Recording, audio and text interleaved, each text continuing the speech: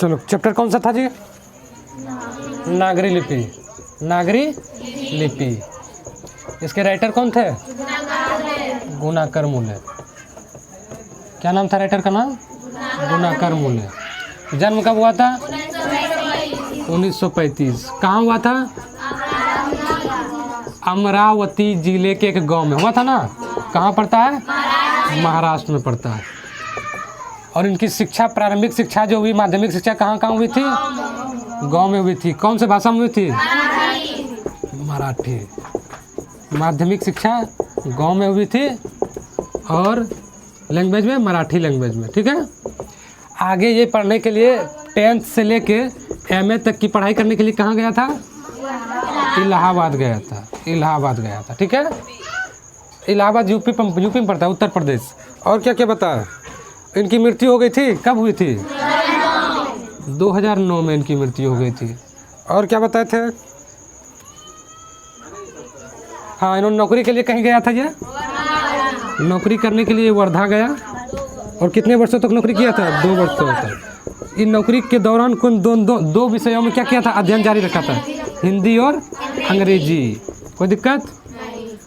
चलो, उसके बाद इनका जो है कुछ विशेष सब्जेक्ट पर पकड़ था और उन्होंने टिप्पणी किया था।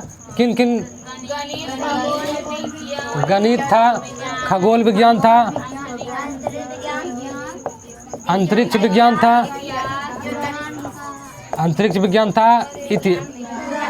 उसके बाद पुरालिपि शास्त्र, प्राचीन भारत का इतिहास एवं संस्कृति, प्राचीन भारत का इतिहास एवं संस्कृति, यही था ना जी। और विज्ञान का इतिहास था। और क्या था? विज्ञान का इतिहास था। चलो, विज्ञान का इतिहास था। ये सब पर इन्होंने विशेष पकड़ था। तो जिस वजह से इन्होंने कुछ लिखा था। क्या क्या लिखा था? 25 से प्लस पुस्तक, 25 से प्लस इसका पुस्तक मार्केट में प्रकाशित हो चुका है। और 2500 से प्लस इनके लेख भी क्या है? मार्केट में प्रकाशित हो चुका है। लेख मतलब 4 पन्ना 5 पन्ना का निबंध। इसी चीज़ को लेकर इसमें इन्होंने इतना अच्छा इनका एक्सपीरियंस था इस सब चीज़ को लेकर, इन्होंने 25 से प्लस पुस्तक लिख दिया है, यही किसी टॉपिक पर, और 2500 से प्लस लेख लिख दिया है। ठीक। और क्या क्या था इसमें? और इसकी कुछ रचना थी। तो रचना बहुत है, लेकिन मेन रचना बोले थे कि जो इससे लिया गया है। कौन सा था? ये नागरी लिपि किससे लिया गया है? भारत की लिपि से लिया गया था ना। भारत की प्राचीन लिपि यही था। भारत की लिपियों की कहानी से लिया गया। भारत की लिपियों की कहानी से ये चैप्टर लिया गया, नागरी लिपि। ठीक। उसके बाद और तो कुछ नहीं था इसमें। एक और था जो अक्षर कथा था। एक अक्षर कथा था, ये ऐसा बुक है, अक्षर कथा ये एक ऐसा बुक है जिसमें संसार की सारी लिपियों का बखान मिलता है। संसार की जितनी भी लिपियां हैं सारे का क्या मिलता है? तुमको डाटा मिलेगा। संसार की जितनी लिपियां हैं सब का रिकॉर्ड इस बुक में है, इसीलिए ये इम्पोर्टेंट है। ठीक है। उसके बाद और कुछ नहीं था, बस मेन यही था। बाकी जितना भी वैज्ञानिक वाला चीज़ था सब यही लिखा है। वैज्ञानिक वाला जितना भी था सब यही लिखा है। सौर मंडल, खगोल मंडल, ये सब जितने भी लिखने वाले यही सब है, गुणाकर मूल है। ठीक। अब आते हैं चैप्टर पर। कोई दिक्कत? अब आते हैं चैप्टर पर। चलो, जिस लिपि में यह लेख छपा है, जिस लिपि में छपा है उसे ही हम नागरी या देवनागरी लिपि कहते हैं। नागरी लिपि बताए थे ना, नागरी लिपि एक फर्मा है। ओ से लेकर ज्ञो तक क्या है? वो एक फर्मा है। अब कुछ भी लिखे, जैसे ज्ञानी लिखे तो ज्ञो का नो दीर्घी का, ये सब कहाँ से आ गया? देवनागरी लिपि के फर्मे से निकाला गया है कि चलो ज्ञो ऐसा होता है, ज्ञो आ का ऐसा होता है, आ नो दीर्घी का, सब क्या है? सारा फर्मा जोड़ के क्या किया? शब्द बना दिया गया। तो उसी प्रकार तुम्हारा हिंदी जो ये लिखा गया है ये तो देवनागरी लिपि के फर्मे से लिया गया है। तो यही बोला गया कि ये जो लिखा गया है ना, ये जिस लिपि में यह लिखा गया है उसी लिपि को हम नागरी या देवनागरी लिपि कहते हैं। उसी लिपि को हम नागरी या देवनागरी लिपि कहते हैं। करीब 2 सदी पहले की बात है। इसको मिटा देते हैं। ठीक।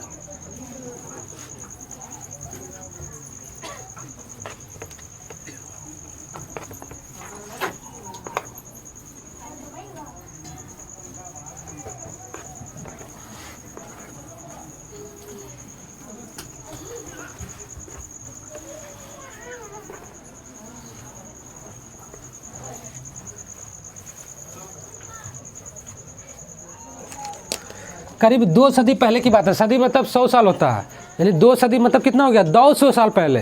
200 साल पहले, आज से 200 साल पहले की बात बोल रहा है लेखक महोदय कि जिस लिपि में यह लेख छपा है इसे ही नागरी या देवनागरी लिपि कहते हैं।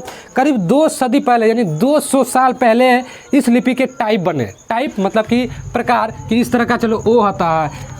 तुम भी सोचो कि अभी ना हम लोग को लगता है कि ओ से ज्यों तक आसान है जी, लेकिन ये बनाने वाला जो है, जो इंसान बनाया होगा कि ऐसे ओ होता है, ऐसे आ होता है, ऐसे पो होता है, ये फर्मा बनाने वाला एक टाइप पहले बना होगा ना कि इस तरह को चलो पो लिख दो, ताकि आगे अगर पपीता लिखेगा तो पपीता का पो ले लेगा कि पो का पो ऐसे होता है, फिर पो, फिर दीर्घई का फर्मा इस तरह बना दो ताकि आगे ऐड करेगा, फिर तो ऐसे होता है, आ होता है। फर्मा हमको बना के दिया तभी ना हम झट से पपीता लिख दिए। तो ये फर्मा जो है आज से 200 साल पहले इसका टाइप बना था, फर्मा बना था। तो वही बोला, आज से 2 सदी पहले 2 सदी पहले पहली बार इस लिपि का क्या बना, टाइप बना। टाइप बना, इसका फर्मा बना। इसमें पुस्तकें छपने लगी। जब टाइप बना तो पुस्तकें छपने लगेगी। जब टाइप मिल गया कि हाँ ऐसे ये चीज़ होता है, शब्द उसको मिला, क्या किया, टाइप जोड़ जोड़ के क्या किया, शब्द बनाने लगा। तो शब्द बनाने लगा तो फिर शब्द बन गया, तो वाक्य बना, वाक्य बना तो पूरा पूरा किताब छपने लगा। इसलिए इसके अक्षरों में स्थिरता आ गई। इसलिए इसके अक्षरों में स्थिरता आ गई। यहाँ पे क्वेश्चन एक पूछेगा, लघुत्तरीय प्रश्न में है कि देवनागरी लिपि में स्थिरता कैसे आई। जब इसके फर्मा बन गए, जब इसके टाइप बन गए, तो इससे क्या हो गया, शब्द बन गया, वाक्य बन गया, फिर पुस्तकें छपने लगी, और इस प्रकार क्या हो गया, देवनागरी लिपि में स्थिरता आ गया, यानी कि हाँ ये चीज़ है। तो जब 2 सदी पहले, यहाँ पे क्वेश्चन बनेगा कितने सदी पहले इसके टाइप बने, देवनागरी लिपि के टाइप,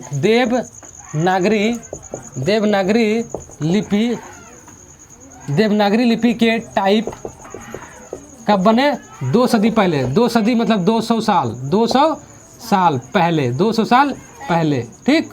सदी यहाँ पे दे देते हैं सदी, ठीक। 200 साल पहले इसका टाइप बना था, ठीक।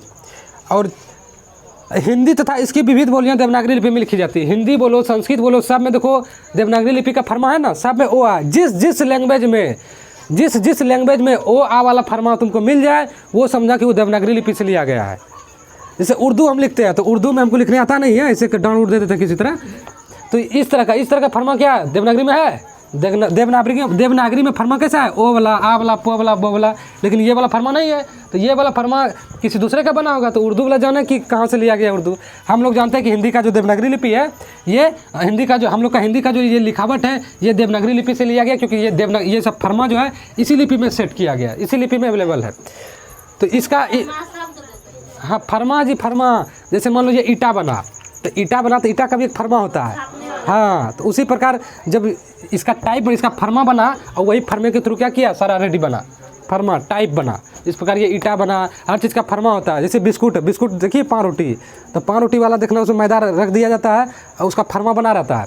उसमें मैदा डाला और उसको भट्टी में डाला, फूल के निकल गया, पान रोटी बन गया। तो पहले फर्मा तैयार होता है, और फर्मे हिसाब से फिर जाके आगे फिर उस चीज़ का तैयार किया जाता है, मैन्युफैक्चर किया जाता है। तो उसी प्रकार पहले इसका फर्मा बना के चलो, ये ओ है, ये पो है, ये बो है, फर्मा बना, तब जाके ना शब्द बनना स्टार्ट किया। तो वही बोला कि हिंदी हो या संस्कृत हो, ये जो भी भाषा हो जिसमें तुमको इस तरह का फर्मा मिल जाए, ओ वाला फर्मा मिले, वो क्या है, देवनागरी लिपि से लिखा गया है, वो देवनागरी लिपि से लिया गया है। ये देवनागरी लिपि में लिखी जाती है। मराठी भाषा की लिपि देवनागरी है।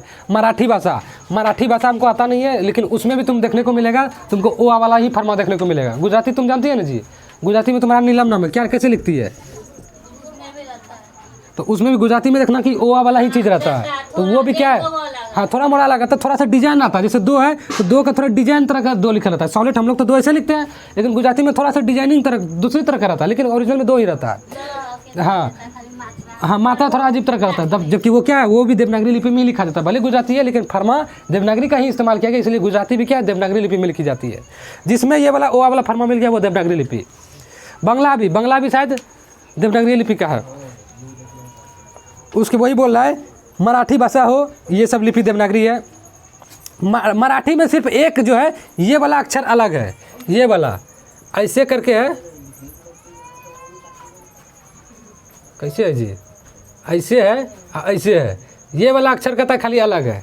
अभी क्या है हमको पता नहीं है, ये वाला अक्षर सिर्फ अलग है, बाकी सब फर्मा ओ आ हर्षई दीर्घई सब वही है, ये वाला सिर्फ अलग है, ठीक है। हमने देखा कि प्राचीन काल में संस्कृत व प्राकृत भाषा में यह ध्वनि थी। हमने देखा, लेखक महोदय बोल रहा है कि हमने देखा कि प्राचीन काल में यानी पुराने समय में, प्राचीन काल में संस्कृत और प्राकृत भाषा, संस्कृत और प्राकृत भाषाओं में यह ध्वनि थी, यह सिर्फ ध्वनि थी, मतलब बोला जाता था कहाँ कुछ उच्चारण होगा, जैसे अंगो हुआ तो अंगो हो गया, यो हो गया, ये सब पहले ध्वनि था, बाद में इसका आकार दिया गया। इसके लिए अनेक अभिलेखों में अक्षर मिलता है।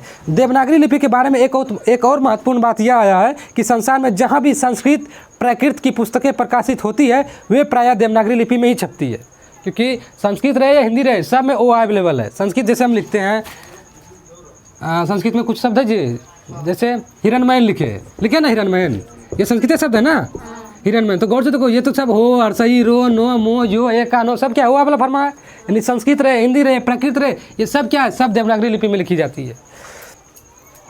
वे प्राय देवनागरी लिपि में ही छपती थी। वैसे विदेशों में कुछ पंडित और उनका अनुकरण करते हुए कुछ भारतीय पंडित भी ऊपर नीचे कुछ चिन्ह जोड़ते हुए रोमन अक्षरों में भी संस्कृत प्राकृत के उदाहरण एवं ग्रंथ छपाते थे।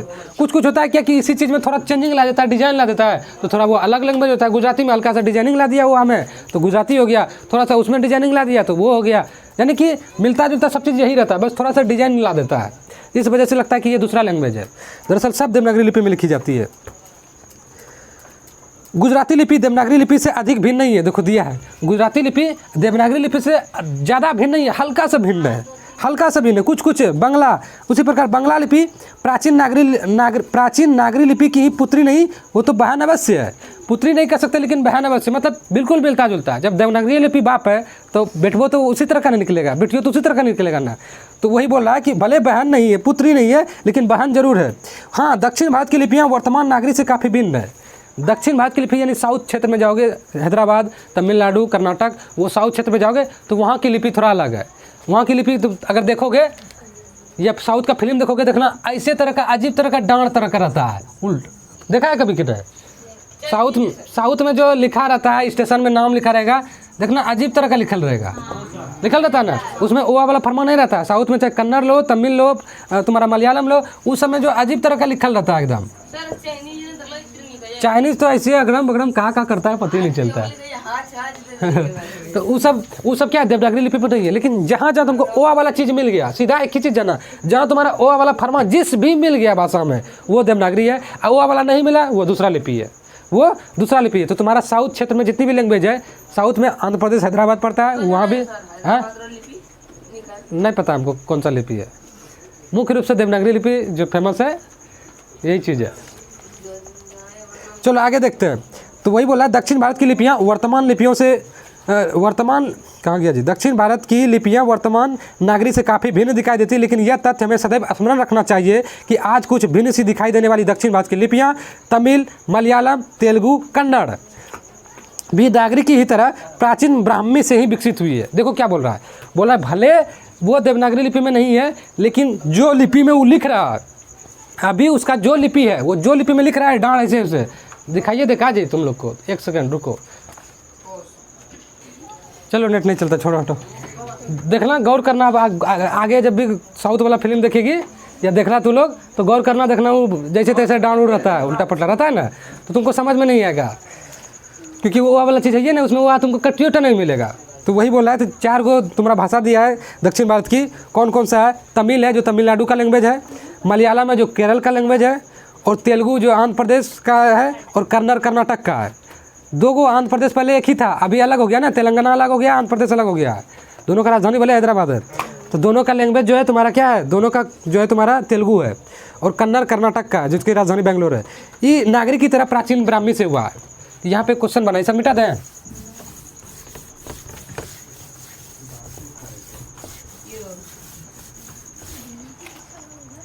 पूछेगा दक्षिण भारत की जो लिपियां हैं, दक्षिण भारत की लिपियां क्या वो देवनागरी लिपि से लिया गया है? दक्षिण भारत की लिपि देवनागरी लिपि में नहीं है, लेकिन बोला जा रहा है, इतिहास बोला जा रहा है कि भले वो देवनागरी में नहीं लिखा रहा है, लेकिन इसकी जो लिपि है वो ब्राह्मी लिपि से लिया गया है, ब्राह्मी लिपि से। अब ये ब्राह्मी लिपि क्या होता है आगे पता चलेगा, अभी इतना ही पता चला कि ये ब्राह्मी लिपि किससे ही विकसित हुआ है। इसकी जो लिपि है दक्षिण भारत की लिपि, इसमें 4 लैंग्वेज है, कन्नड़ है, तमिल है, तेलुगु है, ये सब भाषा हमारा बड़का जानता है, ये सब स्टेट में रह चुका है। तेलुगु है, उसके बाद एक और था ना जी, मलयालम है, ये 4 लैंग्वेज तुम्हारा दक्षिण भारत का है, बाकी सब जगह हिंदी चलता है, इंग्लिश चलता है। इंग्लिश चलता है नागालैंड, मिजोरम, आदिवासी जहाँ क्षेत्र है वहाँ पे इंग्लिश चलता है। बात मत करो। दक्षिण भारत की लिपि किससे लिया गया है? ब्राह्मी लिपि से लिया गया। ठीक, अभी कुछ समय पहले तक दक्षिण भारत में पोथियाँ लिखने के लिए नागरी लिपि का व्यवहार होता था। पोथी मतलब होता था मोटा मोटा चीज़ लिखना, उसमें किताब उताब जिस प्रकार यही चीज़ है। आप मानते इसी को हम किताब के रूप में नहीं बनाए, खाली पन्ना के रूप में बनाया था, नहीं कहता है बड़का बड़का पोथी हो गया है, तो वो पोथी के रूप में आता था। वही पोथी को क्या किया, अगर बाइंडिंग कर दिया गया तो वो किताब बन गया, एक शास्त्र बन गया। तो पहले खूब पोथी लिखा करता था, खूब लिख लिख के पन्ना जमा करके रखता था। तो वो भी क्या था, देवनागरी लिपि का ही व्यवहार किया जाता था इसमें। दरअसल नागरी लिपि के आरंभिक लेख हमें दक्षिण भारत से मिले हैं। एक चीज़ और पता चला कि नागरी लिपि का जो आरंभिक लेख है, सबसे पहला पता चला नागरी लिपि आया कहाँ से, तो दक्षिण भारत से ही पता चला था। नागरी लिपि का आरंभिक लेख, नागरी लिपि का आरंभिक लेख, नागरी लिपि का आरंभिक लेख कहाँ से मिला था? दक्षिण भारत से। कहाँ से? दक्षिण भारत से। South India. टोटल कितने तरह का इंडिया है जी? ये बना था इंडिया का?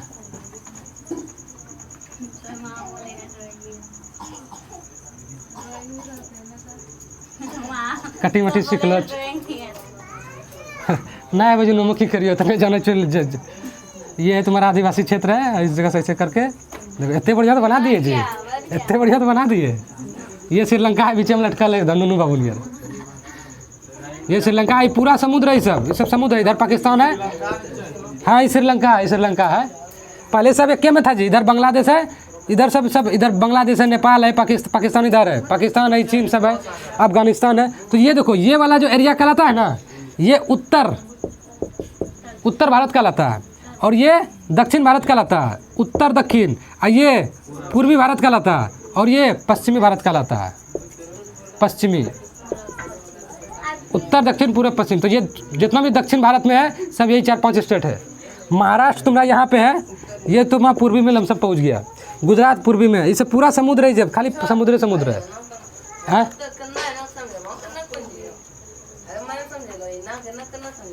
हिन्ना सूरज कहाँ हो गई जी? पूरा मत पूरा हो गए तो पूरा भाई पश्चिम हो गए था, उत्तर हो गया, दक्षिण हो गए,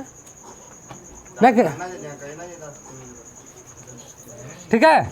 तो ये दक्षिण है, दक्षिण भारत। तो नागरी लिपि का जो आरंभिक लेख मिला था, आरंभिक लेख मतलब कि कुछ प्रमाण, पहली बार कुछ प्रमाण मिले। मान लो यहीं पर कुछ नया चीज़ मिल जाए, अब उस चीज़ का इतिहास को पढ़ेगा तो बोलेगा ना कि हाँ ये चीज़ का जो प्रारंभिक लेख, सबसे शुरुआती चीज़ खुशीलाल के घर से मिला था। तो उसी प्रकार ये नागरी लिपि का जब पहला इतिहास इसका देखा जा रहा है तो बोला जा रहा है कि इसका आरंभिक लेख सबसे पहला इस चीज़ का लिखा हुआ चीज़ मिला था कहाँ से? दक्षिण भारत से मिला था। अब दक्षिण भारत में कौन सा राज्य है? बस दक्षिण भारत से मिला था, यहीं पर मिला था। ठीक, चलो इसको मिटा देते हैं।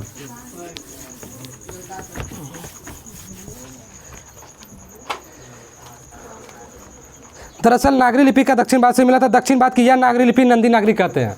पूछेगा दक्षिण भारत की यह लिपि, जो दक्षिण भारत में यह लिपि मिला था, इसको क्या कहते हैं? नंदी नागरी कहते हैं। दक्षिण भारत की नागरी लिपि को क्या कहते हैं? दक्षिण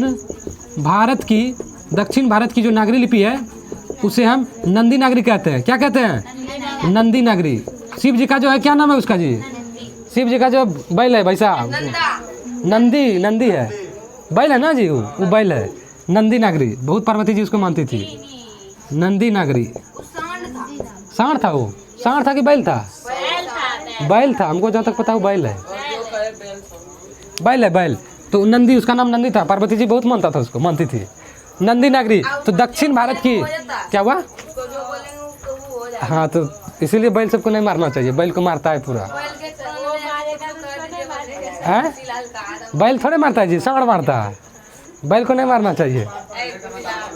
दक्षिण भारत की लिपि को, नागरी लिपि को क्या कहते हैं? नंदी नागरी कहते हैं। दक्षिण भारत की लिपि को नंदी नागरी कहते हैं। ठीक है, आगे पढ़े। कोंकण के शिलाहार। हाँ, पूरा भैया का फोन लगता है रे, नंबर सर सब कौन दे देता है सर? फोन ही नहीं लगता है नंबर। तो मिले में तेरा कितना देर? वहाँ जाएगा मैं बोकने के देता हूँ गाँव।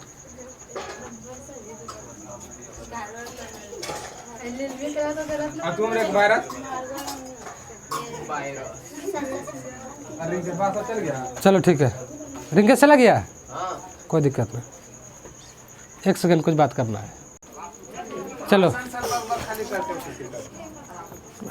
कोंकण के शिलाहार मान्य खट के राष्ट्रकूट और देवगिरी के यादव और विजयनगर के शासक के लेख देवनागरी लिपि में, नंदी नागरी लिपि में है। तुमको कुछ कुछ दिया है कि कहाँ कहाँ मिला नंदी नागरी का लेख, कहाँ कहाँ मिला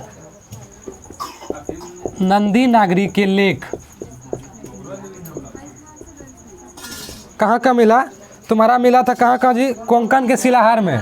कोंकण स्थान है, कोंकण स्थान है, ठीक है। इस शायद कोंकण उड़ीसा कहाँ पड़ता है? कोंकण के शिलाहार में। शिलाहार राजा महाराजा का होगा कुछ स्थान नाम। कोंकण के शिलाहार में भी मिला था, ठीक है। उसके बाद मान्य खट के राष्ट्रकूट में, मान्य खेट के राष्ट्रकूट में, इस सब स्थान का नाम है जी राष्ट्रकूट। राष्ट्रकूट में देवगिरी के यादव, देवगिरी के यादव और विजयनगर के शासक, ये सब का लेख मिला था, ये सब का लेख मिला था नंदी नागरी में, ये सब का लेख मिला था। कोंकण के शिलाहार, मान्य खेट के राष्ट्रकूट और देवगिरी के यादव और किसका मिला था? विजयनगर के शासकों का मिला था। विजयनगर के शासकों का, विजयनगर के शासकों का। क्या कर रही है? क्या कर रही है?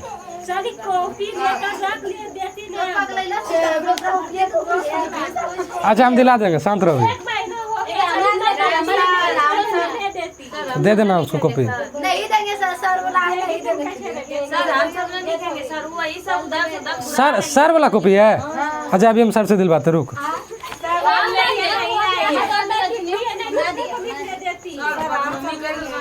चलो ठीक है, देखो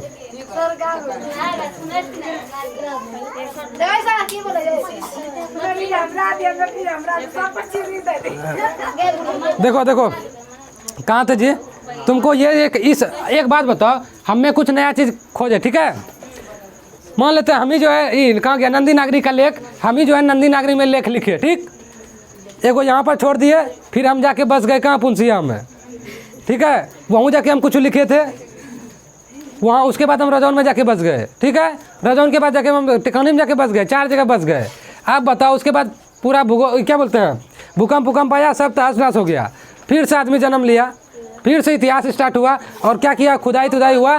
तो बताओ हमारा लिखा हुआ चीज़ कहाँ कहाँ मिलेगा? 4 जगह मिलेगा ना जी।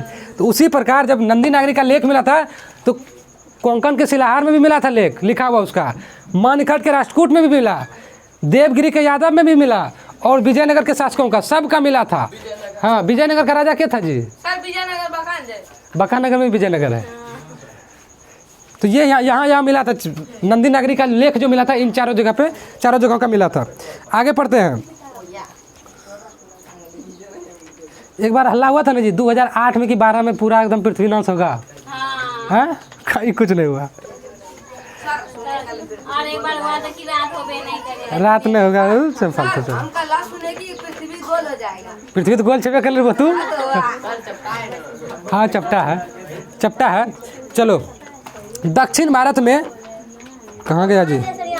हाँ, पहले पहल विजयनगर के राजाओं के लेखों की लिपि को नंदी नागरी नाम दिया गया। बोला जा रहा है कि यह विजयनगर का जो शासक था ना, यहाँ पे जो लेख लिखा जाता था नंदी नागरी।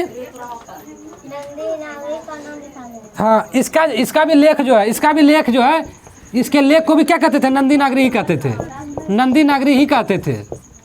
इसके लेख को विजयनगर में भी जो लिखा पढ़ा होता था ना, जो भी, तो उसके लेख को भी क्या बोलते थे? नंदी नागरी ही कहते थे, नंदी नागरी ही कहते थे। और यही नंदी नगरी आगे जाके देवनागरी कहलाया, यही नंदी नगरी जाके आगे देवनागरी कहलाया। देखो कैसे कैसे नंदी नागरी से देवनागरी से कहाँ गया। अरे कैमरा हिल जाएगा, छोड़ बैठने दो। कहाँ बेचारा बैठल है, तू लोग तो अपना बैठिए नहीं। चलो ठीक है। उसके बाद आते हैं दक्षिण भारत में। उसके बाद है दक्षिण भारत में तमिल, मलयालम, तेलुगु, कन्नड़ लिपियों का स्वतंत्र विकास हो रहा है। अब दक्षिण भारत में क्या हो गया? तमिल का, तेलुगु का, कन्नड़ का, मलयालम का विकास होना स्टार्ट हो गया। हाँ, विकास मतलब प्रोग्रेस करने लगा। हाँ, ग्रो करने लगा। उसके बाद फिर भी दक्षिण भारत में अनेक शासकों ने नागरी लिपि का इस्तेमाल किया। वहाँ पर अलग लिपि का विकास हो रहा था, वहाँ पर अलग अलग लिपि का विकास हो रहा था, लेकिन फिर भी क्या हो गया, फिर भी वहाँ के कुछ राजा जो थे अभी भी देवनागरी लिपि यानी नंदी नागरी लिपि का ही क्या कर रहा था, इस्तेमाल कर रहा था, उपयोग में ला रहा था। राज वो राजेंद्र जैसे प्रतापी चोड़ राजा, चोड़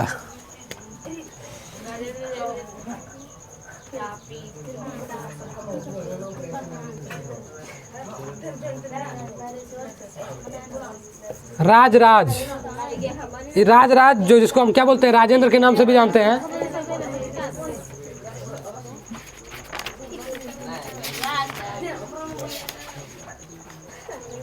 राज जो क्या है, राजेंद्र के नाम से भी जाना जाता है। ये कहाँ का राजा था, ये जो है चोड़ का राजा था। चोड़ स्थान का नाम है चोड़। पहली बार सुन रहे अजीब लगेगा, तो जो कोलत्था पहली बार सुनता है उसको भी अजीब लगता है। चपरा पहली बार सुनता है उसको भी अजीब लगता है। कैसा नाम है चपरा, छपरागर तो समझ नहीं पाएगा कि चो बोला कि छो बोला, तो ये चल जाता है। लेकिन हम लोग के गांव का जो है कचरा कर देता है सब लोग, कोलत्था क्वेश्चन लैंग्वेज है। तो ये चीज़ है। उसी प्रकार चोड़ है, कोई स्थान का नाम है, वही का राजा था ये राजेंद्र बाबू। ठीक है, ये जो है ये भी क्या करता था, दक्षिण भारत का राजा था, ये दक्षिण भारत का राजा था। उस समय अलग अलग लिपि का विकास हो रहा था, लेकिन ये इतना महानुभाव था, ये देवनागरी लिपि का इस्तेमाल कर रहा था। देवनागरी लिपि इसी का क्या कर रहा था, ये इस्तेमाल कर रहा था। देवनागरी लिपि का क्या कर रहा था, इस्तेमाल कर रहा था। 11वीं सदी की बात है ये जो है 11वीं सदी की बात है। 11वीं सदी की बात है कि राजेंद्र जो है चोड़ का जो राजा था वो क्या किया था, वो सिक्कों पर नागरी अक्षर देखने को मिलता था। सिक्कों पर,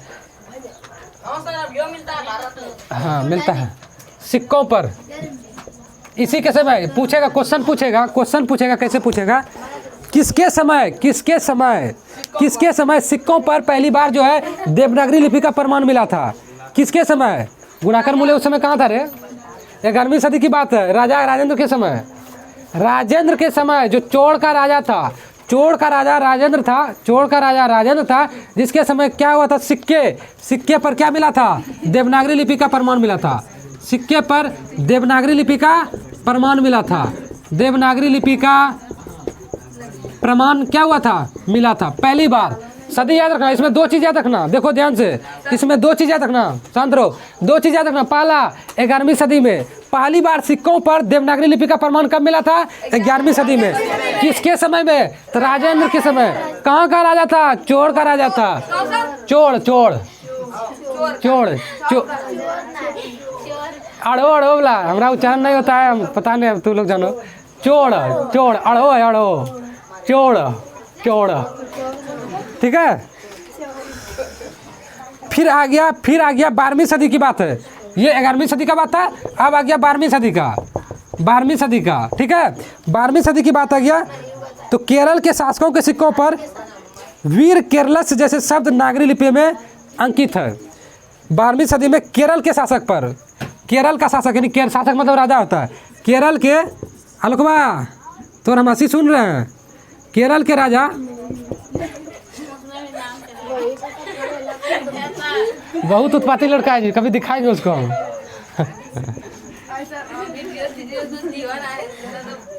सारा वीडियो पब्लिक हो जाता है।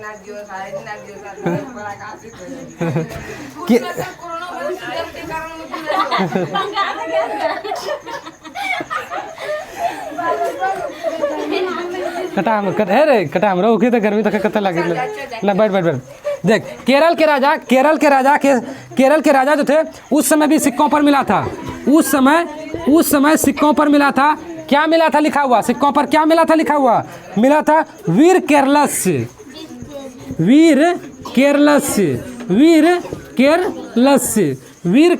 ठीक है। ये मिला था, नागरी लिपि में मिला था। इसका भी प्रमाण नागरी लिपि में मिला था। सब नागरी लिपि में मिला था। अभी पहले अब इसको इतने टा करते हैं, फिर इसको उत्तर देखो। अब ध्यान से सुनना, नागरी लिपि कहाँ से लिया गया है, देवनागरी लिपि को ही नागरी लिपि कहते हैं, नागरी लिपि को देवनागरी लिपि कहते हैं। हाँ, वो भारत की लिपियों से लिया गया, भारत की कहानियों की लिपियों से लिया गया। देखो यहाँ पे क्वेश्चन देखो, नागरी लिपि में देवनागरी लिपि के टाइप कब बने थे? 200 साल पहले। आज से 200 साल पहले, यानी 2 सदी पहले इसका टाइप बना, इसका फर्मा बना, ठीक। हाँ, आकार बना, इसका आकार दिया गया कि ओ ऐसे, आ ऐसे और सही ऐसे, इसका फर्मा बना।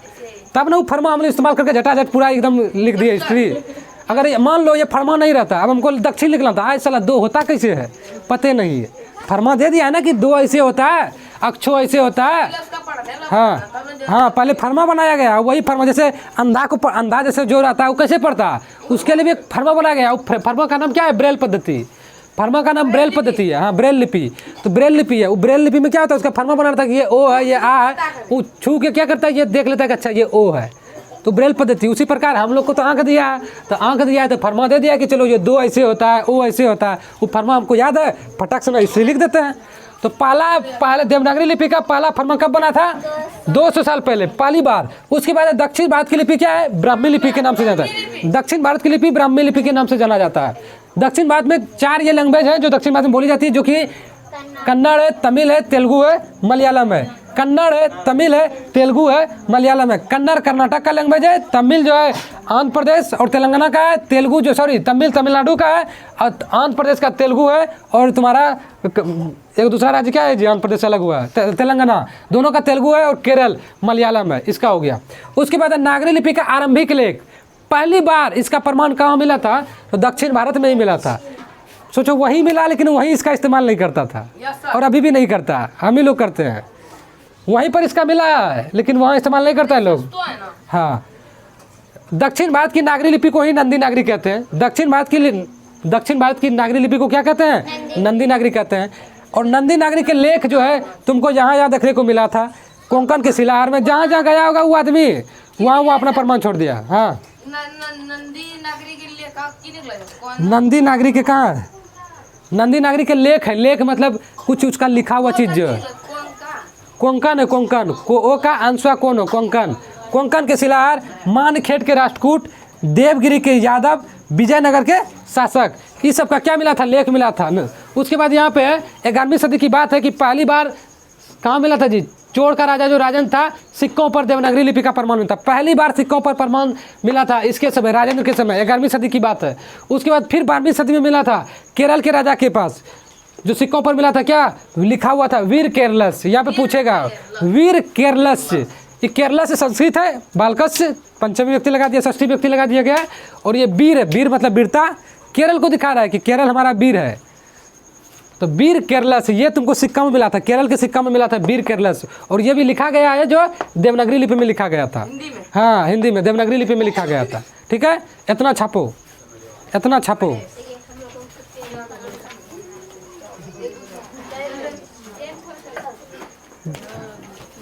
वीडियो स्टार्ट हुआ जी? वही बोल देते हैं, क्वेश्चन छपैया हो रहा है,